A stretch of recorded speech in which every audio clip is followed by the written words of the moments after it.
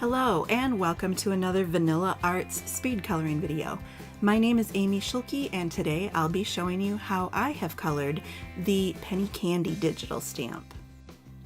We're joining this project in process. If you're interested in learning how to do this type of background, I have several classes in my workshop which cover the ins and outs of this process so much better than I could do in a free video. So head to my workshop and look for the candlelight class, but it's also covered in Redbird and Chocolate Box. I am working on the metal portions of this gumball machine. Because this is shiny metal, I am working with a very large value range of blues. What do I mean by value range? Well, if you look at the last number of my blue markers that I'm using here, my darkest blue ends in a number 9. And by the time you see me working all the way down to my lightest blue, that ends in a number 2. So a number 2 to a number 9, that's a really large range of numbers. You need that when you're trying to create shiny metal. You can't use just the standard 2, 4, 6 blending combination that Copic usually recommends, because on shiny metal, you're going to have more extremes of light to dark areas. So on this project, I'm using a level 9, a level 7, a level 4, a level 2, and then later I'm going to come back with super dark colored pencils and a white colored pencil to further increase the value range that I'm getting there. Now I'm sure if you've watched my previous videos or even this video here, you're noticing that I'm a little unusual. I use my dark markers first. I don't color light to dark, I color dark to light. That's pretty rare in the Copic world. The reason why is because I'm stingy about my inks. I really don't understand the point of base coating everything in a light marker, then slowly coloring everything with significantly darker markers, and then doubling back over all of that, going back from dark to light to blend everything out. That's a lot of ink, and it's almost twice the amount of ink that you need to make good blends. If you look at my projects, I don't have any blending problems, and a lot of that is due to the paper that I'm choosing. I have 2 cardstocks that I use about 90% of the time for my Copic projects. My favorite paper, the one that's especially good for beginners, is Express It Blending Card. The paper that I'm using here on the Penny Candy image is Cryogen Curious Metallic White. Both of these cardstocks allow me to work dark to light, and they minimize the amount of blending and reblending that's necessary when you use lesser papers. Now I know a lot of people are concerned about the money that they spend on Copics. Let's face it, a good-sized Copic collection is expensive. So the natural tendency among colorers is that they can save a little money on the paper because, hey, paper is paper, right? Oh, so wrong though. If you've got blending problems, chances are it's because you're working on cheap paper. The paper really matters. You would not buy an expensive sports car and expect it to run when you put tap water in the gas tank, would you? Well, that's what you're doing every time you use expensive Copic ink on cheap copy paper. Yeah, you save money by using tap water instead of gasoline, but your car doesn't work properly, right? The best marker blends, the smoothest blends that happen on the first pass without any fixing or reblending, that happens when you use a paper that allows the ink to sit on the surface of the paper and stay wet for a longer time. Office grade paper, even the best kinds that you'll see recommended on the internet, that's a paper meant to go through a copy machine. It's a paper that was designed to absorb ink really quickly. You don't want to make a copy of something and have the ink smear on your fingers, right? Copy paper is the exact opposite of a good marker paper. Good marker papers, they're not absorbent. They don't let the ink dry right away. The longer dry time allows you to get in there and add more marker colors on top, and the inks will practically self-blend. If you're using an absorbent paper, you're wasting ink and you're wasting money. All that money you saved on the cheap paper gets blown away every time you're forced to blend something again and again and again. Cheap paper has a price. You pay for it with expensive Copic ink. Would you like to color this penny candy digital stamp? Check out my stamp shop on vanillaarts.com. The stamp includes the supply guide for everything I've used in this video. And if you're interested in a coloring class, I've got 2 online formats to choose from. You can find individual classes at a wide variety of skill levels over on markerpainting.com. Everything there is forever access and work at your own pace. I also host monthly live stream classes at Patreon. Every month, you get 1 new class plus access to a 6-month archive of previous classes. We're back now with my favorite part of the process, the colored pencils. Remember when I talked about the range of colors required to make metal look shiny and glossy?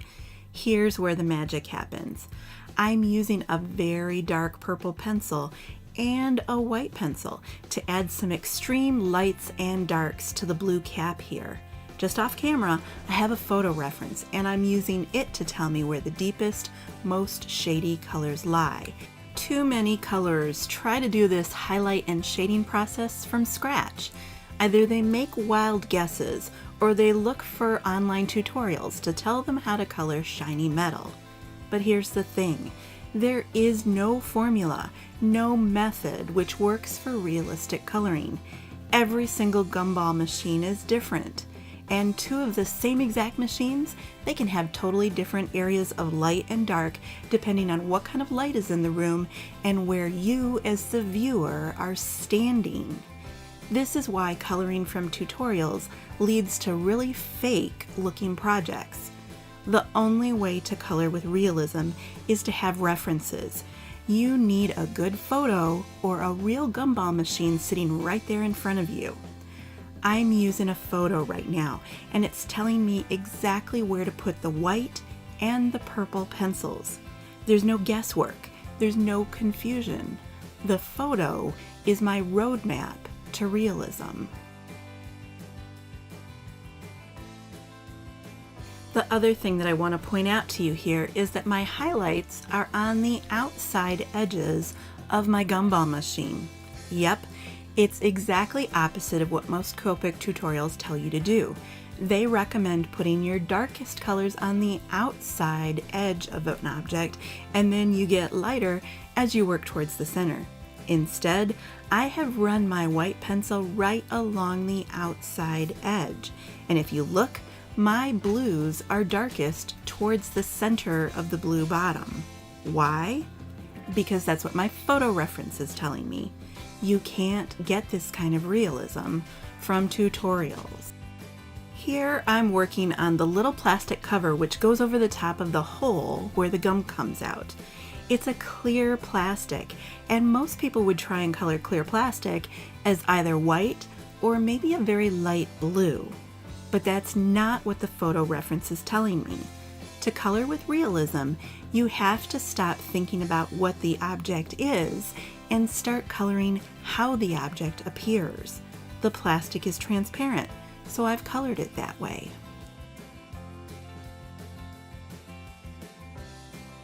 Coloring with realism, it requires a certain kind of mental distance. We all have these preconceived notions stored in our brain. Plastic is white, metal is gray. But you have to ditch that stereotype and really look at the object. Color what you see, not what you think. This antique metal here, it's tarnished and sort of a brownish gray, but I'm also seeing very strong glints of blue in the metal, and that's where that blue pencil comes from. I am coloring what I see, not what my brain assumes.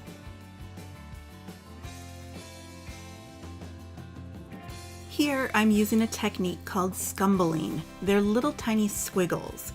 Copic people are used to blending, but very few things in life are silky smooth. This metal plate has a pebbly texture to it. If I colored it smooth, it wouldn't look real. Texture is a natural part of life. Don't ignore it. You can have smooth and perfect Copic blends, or you can have realistic texture. You can't have both. Did you notice anything weird about my gumballs? When I first colored them with Copics, they looked pretty good. I'm not saying they were perfect, but they did look fairly rounded and dimensional. But now, they're looking a little flatter. What happened?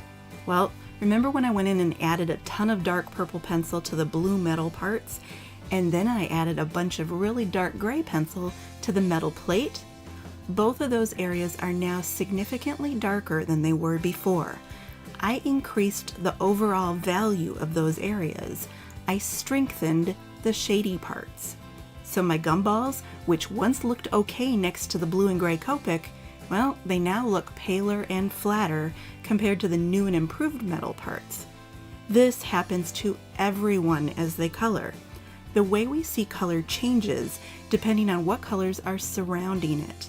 Coloring should be like riding a teeter-totter. When you add dark values to one area, you have to go back and rebalance the other areas. I'm not recoloring the gumballs. I'm strengthening the shady areas, and I'm adding some highlights, just like I did to the metal parts. I'm bringing the gumballs back into balance. It's finally time to work on the glass parts of this machine. I almost always save the glass until the very last. I love this part because of the shocking effect, and so I use it like delayed gratification. It's my reward after all of this intensive coloring.